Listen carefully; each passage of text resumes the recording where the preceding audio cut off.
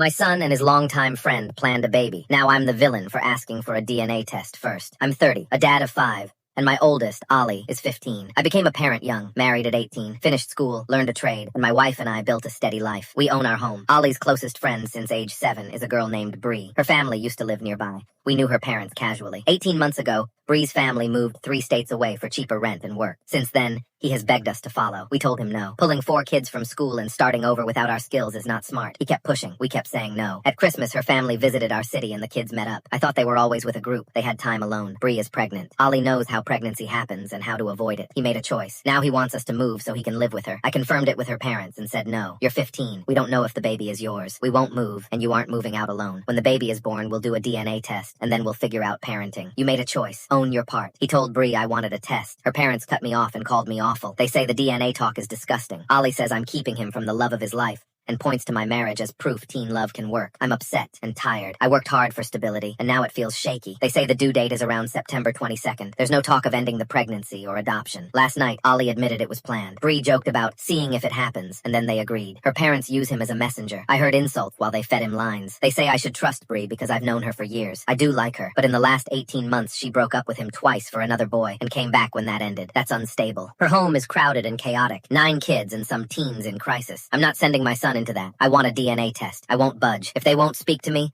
I'll cut contact so they can't use minors to pass messages. My wife is quiet and backs me. She told him he's got the sense of a pair. Ollie gave me an email for Bree's parents. Before I used it, I told him to start a video call with Bree while I sat beside him so I could ask her to bring a parent. I told him my plan. If her parents won't speak to me, I block contact until they do, and then we talk testing, visits, and birth plans. He blew up, then calmed down. Bree answered, saw me, and hung up. Ollie called again. No answer. He texted why I wanted to talk. He told her I needed to speak to her mom. We needed to fix communication, and we needed a DNA plan and a schedule for the months ahead. He told her that if the baby is his, we'll travel for the birth and early weeks. He added we need proof and a plan. She blocked him and posted, it's you and me against the world, baby girl, plus memes about no-show dads. Ollie's friends saw and thought he dumped her. They defended him in comments. She blocked them too. Now he's shut down, not eating, and stuck in his room. He asked if there's a way to undo it. I didn't bring up signing away rights. He's overwhelmed. I told him we need facts first. I have a plan. If Bree agrees to a prenatal blood test, I'll pay the $1,500. If it's his, we'll book flights and be there the first month, maybe longer. We did this when his mom and I split. We know the process. Then a friend showed Ollie an extra image in her post. If you swipe, there's a digital copy of the ultrasound file she sent us. The file shows April 4th and GA 19 plus 3. That points to an August due date, or very early September. That lines up with what her parents told me in mid-April. The earlier printed photo didn't show a date. It might have been cropped. I haven't told him yet. I'm watching his mental health. Bree visited from December 20th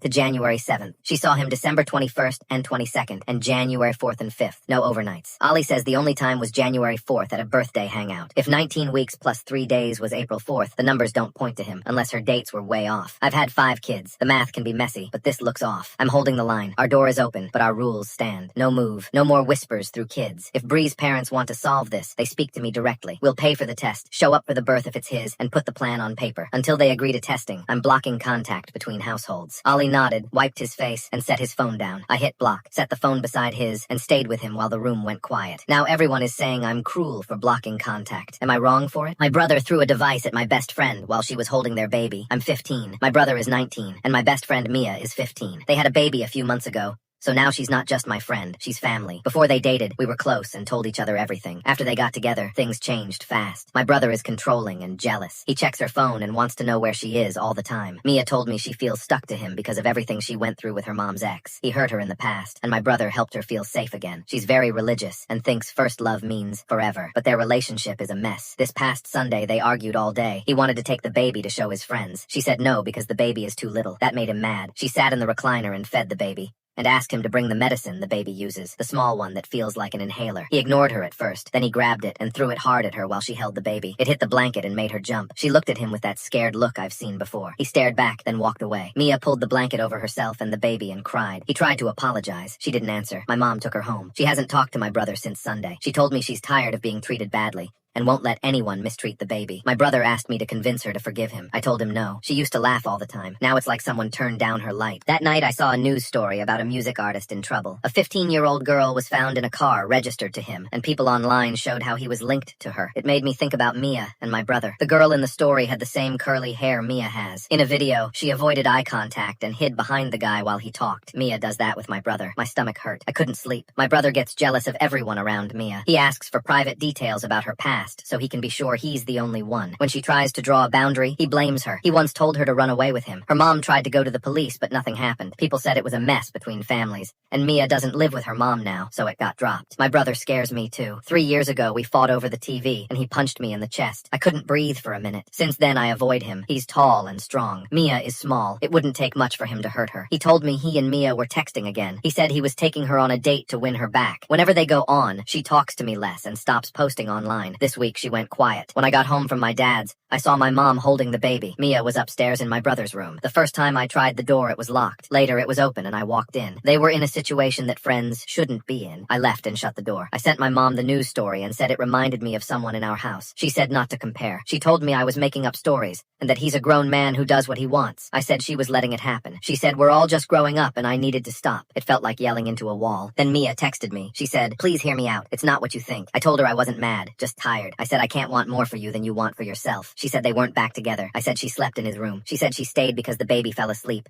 and she didn't want to wake him. She said it's hard to be done when you share a child. I told her we have a guest room. I said going back is careless and puts the baby in a home where he might hear yelling or see worse. She snapped and said I was being mean and trying to get the baby taken. She said she has no one, and coming over is an escape. I told her she does have people. Her grandparents ask about her. Our friends at school ask about her. I said my brother makes her think it's them against the world, but it's not. It's him against everyone. People see what he's doing. I told her if she goes back all the way, I will call for help to keep the baby safe. I said I don't want to do that, but I know what my brother can do. I reminded her of things she told me. How she gets quiet when he's angry so he won't explode. How she feels pressure to agree so he won't turn cold. How rough he acts when she says slow down. I told her I will never forget the hospital. He argued about her getting pain relief. She got so weak she could barely hold the baby. I cried in the hallway because I thought something bad would happen. I told her I love her like family and she deserves better. I said if you can't leave for yourself, leave for your child. Then I pressed send and stared at my screen. Everything was quiet. Now my mom is saying I'm cruel for warning Mia and threatening CPS. Was I wrong? After 2 months with my son, my girlfriend pushed the mommy title and we broke up over it. I married the love of my life 6 years ago after 2 years of dating. She got pregnant after college. We were thrilled. Our son was born and everything felt bright. 10 months later, she went to pick up a few things and her car was hit. Her ribs broke inward, her lungs collapsed, and by the time help arrived, she was gone. The world dropped out from under me. Therapy felt like noise. The only thing that kept me moving was my son.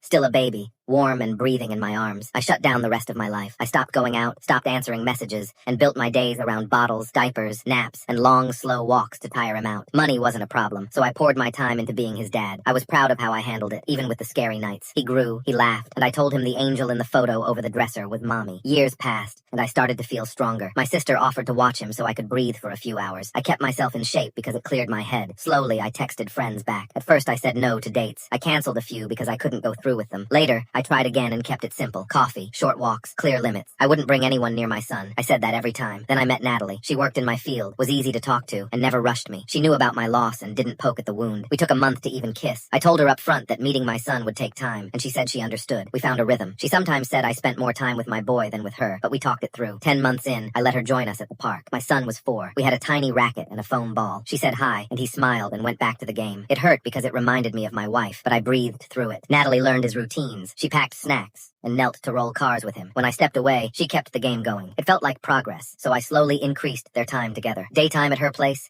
late nights at mine while my son slept. It felt careful, but moving forward. I set rules. No overnights with her and my son in the same room. No big titles. No promises we weren't ready for. My sister liked Natalie, and that made me lower my guard. I even felt okay leaving them for short stretches when my sister was around. One week my sister stayed because I had an overnight flight for work. In the morning, while I was gone, Natalie stopped by to visit. She and my sister sat with my son while he lined up toy trucks. My sister stepped into the kitchen to make eggs. From the doorway, she heard Natalie lift my boy into her lap and coach him to say Mommy. She froze, listening. He giggled and used the nickname he had for her, and Natalie kept repeating, slow and firm, not that name. Say M-O-M-M-Y. My sister looked in and saw him mouth it back while Natalie clapped and said, I'm your mommy. My sister didn't fight her then, but later she told me everything, face tight. I had told Natalie about the photo and how I used it to teach my son who Mommy was. We had agreed on that. We had said those words out loud. When I came home and heard what happened, heat went through me. I didn't yell. I texted Natalie and asked to meet. She came over and sat on my couch. I asked if it was true. She said yes. She said she felt like an extra in my life and thought using Mommy would make us a family. I told her we couldn't pretend our way into that. A real bond takes time, and pushing a title onto a 4-year-old she'd known for 2 months was not the way. I said I needed trust to protect my son, and now that trust had a crack. She cried and apologized, but I couldn't unhear the word. I canceled the anniversary plan I had been building. I set a boundary. No more visits with my son for now. She nodded and said she understood and left quietly. I booked a child therapist, to ask how to fix the naming so my son didn't feel pulled. For a while, things were calm. We dated quietly and kept our time separate from my boy. I focused on bedtime, stories, and school forms. I kept my phone face down when we were together. It felt safer. Then the pressure started again. She texted early and late asking to see him. I said no, clearly and kindly. I asked for time. She kept pushing. She said he missed her. He didn't. She said keeping them apart was wrong. She said I was a bad parent and couldn't raise him alone. That lit the fuse. We argued in my hallway with my sister in the next room holding my son. I said my job was to protect my child, and that I would not let a title or an adult's feelings come before his needs. She said I was shutting her out. I said I was setting a line. We both went quiet, and then we ended it. Now people close to me are saying I'm denying my kid love. Am I out of line?